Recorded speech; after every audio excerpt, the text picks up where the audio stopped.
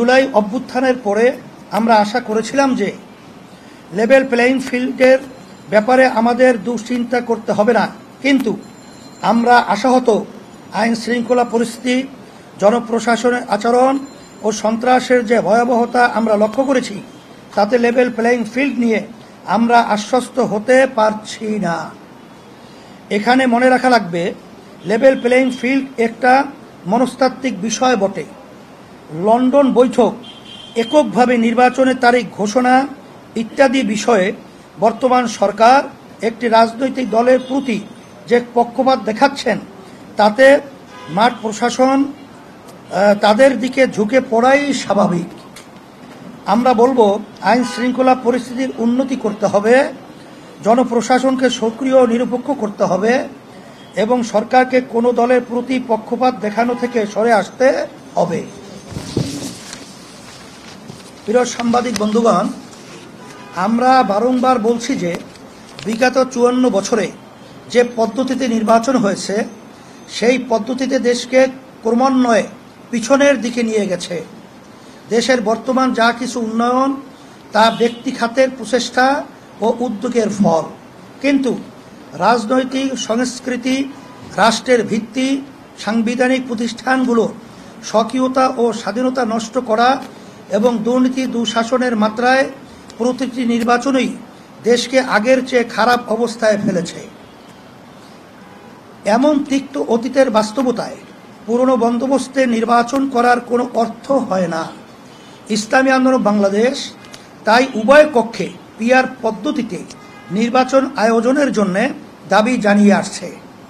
পিআরের সুবিধা কি তা আমরা বারংবার আলোচনা করেছি, কিন্তু অশুভ পুরনো বন্দোবস্তের কায়েমি স্বার্থবাদের কথায় স্বাভাবিক হয়ে পিআর নিয়ে প্রভাবিত হয়ে পিআর নিয়ে সরকার যে আচরণ করেছে, তা দুঃখজনক।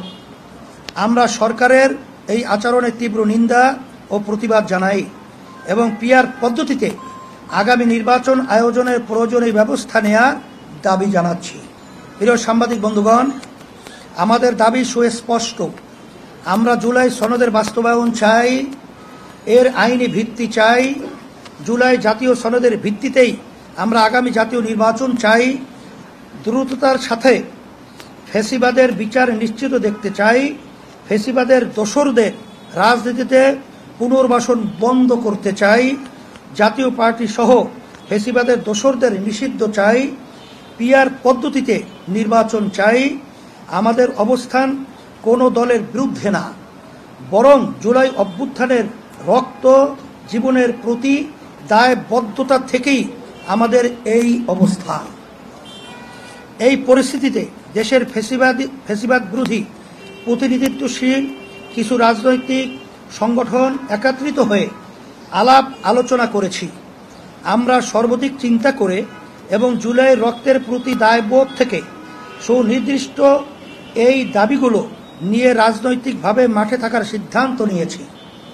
আমরা একই দাবি নিয়ে যুথবদ্ধ কর্মসূচি পালন করব, যুগপৎ আন্দোলন গড়ে তুলব ইনশাআল্লাহ। দাবি আদায় না হওয়া পর্যন্ত আমরা ধারাবাহিক কর্মসূচি পালন করব এবং ক্রমান্বয়ে কর্মসূচি কঠোর থেকে কঠোরতর হবে। দাবিসমূহ: জুলাই সনদের ভিত্তিতে আগামী জাতীয় সংসদ নির্বাচন হতে হবে। 2. নির্বাচন পিআর পদ্ধতিতে হতে হবে। 3. সুষ্ঠু নির্বাচনের জন্য লেভেল প্লেইং ফিল্ড নিশ্চিত করতে হবে। 4. গণহত্যার বিচার দৃশ্যমান হতে হবে। 5. বিশেষ ট্রাইব্যুনালে ভারতীয় তাবেদার ও ফ্যাসিবাদের দোসর জাতীয় পার্টি এবং 14 দলের বিচার করতে হবে এবং বিচার চলাকালীন তাদের কার্যক্রম নিষিদ্ধ করতে হবে। এই দাবি আদায়ের জন্য আমাদের কর্মসূচি নিম্নরূপ: 18 সেপ্টেম্বর ঢাকায় সমাবেশ ও বিক্ষোভ মিছিল, 19 সেপ্টেম্বর বিভাগীয় শহরে বিক্ষোভ, 26 সেপ্টেম্বর সারা দেশে জেলা উপজেলায় বিক্ষোভ মিছিল।